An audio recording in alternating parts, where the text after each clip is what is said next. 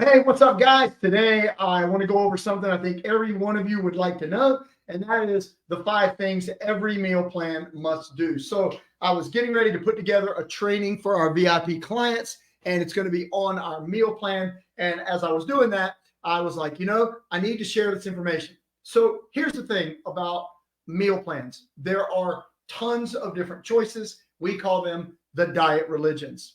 Fact is, everybody has something good to offer in their meal plan. But meal plans aren't for everyone because we all have different tastes in food. The way we think is different. Our discipline levels are different. Our goals are different. So, how do you make sense of that? And how do you create a meal plan that works for everybody? So, we feel like we've done that. And we've done that because we feel like, again, everybody has something to offer. The reason so many people are caught in what we call the diet loop, where they have gained some weight, they're a little frustrated, they see a new diet plan, they jump on the wagon, they see a little bit of results maybe, then the results start to plateau off, and then the loss of results gets them frustrated because it's difficult to sustain, and then the next thing they do is jump off of that wagon and jump on another one. So we call that a diet loop. So what we've done is create a way for you to understand nutrition and how to eat in a way that is fits for your style. So 5 things every meal plan should do. One, it's got to be stuff that you're actually going to eat. I use my wife as an example of this all the time. She's not going to eat shrimp. I love shrimp. She's not going to eat it. If you hand her a meal plan that has shrimp on it, she would immediately turn her nose up because shrimp is not one of the foods that she likes. So you have to be able to pick foods that you enjoy. Now, you may enjoy cake, but that can't be one of your foods, but we're going to explain why in just a minute. So number one, it's got to be stuff that you like. That's why the second a trainer hands you a meal plan, you're doomed. You've already failed because there's no way that he knows exactly what you are actually going to eat and keep sustainable. So the second thing it's got to do, it's got to be high satiety. You've got to eat foods that keep you feeling fuller longer. Well, that's obvious because then you'll eat a little bit less, right? But there is a huge difference. For example, proteins have a much, much higher satiety than carbohydrates. So if you're choosing foods that have a high satiety, you're always going to feel fuller, eat less. Okay. The third, now we're getting into the important ones. Number 3 is whatever your meal plan is. And guys, look, choose. There's a million of them, right? Whatever your meal plan is, you have to get adequate protein. So there's this thing in fitness, right? Everything is extreme. Do not eat anything but meat. Do not eat meat. Only eat high protein. You must have low carbs. You must eat high fat. You must eat low fat. You know what? Everybody's a little bit different. How about this? We need an adequate amount of protein. What does that mean? It means most people are deficient, right? Most people aren't getting enough. You've got to eat protein. There's vitamins and minerals in there. There's fats in there. There's amino acids in there. And when you're eating protein, you're trying to go with the highest quality of protein so that you get a good blend of essential amino acids so that you can build muscle, better for your skin, hair, nails, etc. You've got to get adequate protein. What does that look like? We like to follow the gram per pound of goal body weight daily. I don't think that's too much at all. It's actually very, very, very doable. And we get some extremely pleased clients when they learn to shift their meal plan over to getting an adequate amount of protein. So what do we got so far? First rule is it's got to be stuff that you're actually going to eat. Second rule is it's got to be high satiety. You can't go around hungry all day and expect to stay on a meal plan. Third, you got to get adequate amounts of protein. Forget everything being extreme, high or low. Fact is, there's an amount that you need. We have our method of how we think you should reach that. There are people who would do it differently. The important thing is you get an adequate amount of protein. The next one is your meal plan has got to provide enough vitamins and minerals. So guys, just use your head. The foods that you choose if they meet these things, it's a home run every time. Is it always going to be perfect? No, nobody's ever going to do it perfect.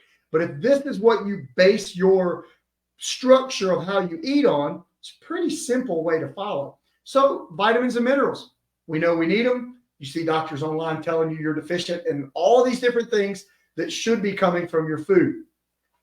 Is it harder to get them from food now than it was 30 years ago? I would say yes. Are there some benefits to supplementing some things that you struggle to get from your food? Yes, that's on an individual basis.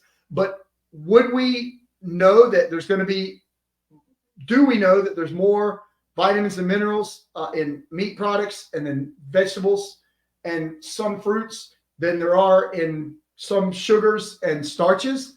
Yes. So we want to choose those foods that are going to make sure that we're getting an adequate amount of vitamins and minerals. So we got 4 so far.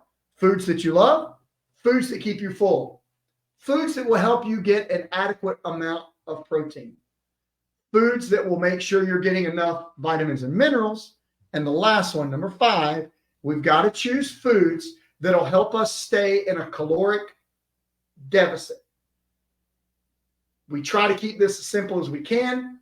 You can't continue to consume more fuel than you actually burn. If you do, you're going to gain weight. Now, people want to argue that if you're 30 years old and you can go work out for 3 hours a day, your hormones are in line, you're a different animal. Don't argue with us. I'm almost 60. We've got clients all over the world. They're 40 and up. Metabolism's going to change. Things are going to be a little different when you get older. Something you have to understand. Well, if we cut our calories too much, we're risking losing muscle. If you're over 40, you're already fighting that battle. Sarcopenia is already kicking in. You're already losing muscle. The whole goal of our program is to reverse that. So with your meal plan, you want to eat in a caloric deficit if you have weight to lose, but not too big. It's sustainable. You're still eating enough food that keeps you full. You want to still be able to maintain your muscle mass as you get a little older, and that's going to make a huge difference in how you eat. So guys, let's use a simple analogy here. So if we look at a common food like, say, rice, does rice help with the things that we're trying to accomplish? One, it might be something I love, so yeah, it'll check that box. But 2, is it high satiety? Like, does it make you feel full? No. Does it give you help with you reaching your adequate protein goals each day? No. Is it really high in vitamins and minerals? No, it's not. So we're not, and will it help us reach a caloric deficit? No, it's a little high in calories. If we go to the other extreme and we look at something like a piece of salmon, does a piece of salmon, if you like salmon, does it check that box? Yes. So would it be a high satiety? Yes, because it's a protein-based food. Does it help me reach my adequate protein intake daily? Yes, very high in protein. Does it help me reach my daily requirement vitamins, minerals?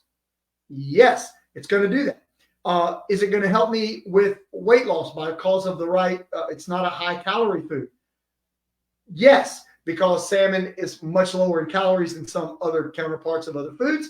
So it checks a lot of boxes. So if you can begin to look at your meals this way, it'll change how you eat. And instead of having to track everything that goes in your mouth, you can just follow the rules. There's simple rules that we have. And what we recommend with our clients, we have 6 rules. We call them the Super 6. We're actually shooting a new training program for our custom app right now that's going over all of the updates to the meal plans and recipes and things like that. And this is a precursor to that training because we want you to understand sort of how we're thinking on this. Like, we want it to be logical and we want it to be something that you can critically think through yourself, and you don't just listen to somebody online bark out a lot of different things. This is common sense, guys. And our goal is to simplify this kind of stuff to a point where you understand it. More importantly, you can apply it, because watching videos does not improve your nutrition habits. Watching reels are not workouts, even if there's really good workouts on there. You've actually got to get up and do it. So if you want to learn more about how we do these things and our way of thinking, I put our contact information in the post. So you can reach us by text. You can reach us directly on Messenger. You can visit our website and learn more about it. Our mission is for every person who follows us on social media all over the world to have a clear path to what they need to do to get better, live better, be stronger, lose weight. And we're committed to helping you do that. So guys, if you want to know more, just text HELP to that number that's in the description here, or again on Messenger, you just shoot us a message. We'll be glad to help. Thanks for watching, guys. Hope these things really stand out in your mind. So when you're choosing foods to eat, you're choosing foods that'll help you reach your goals. See you next time.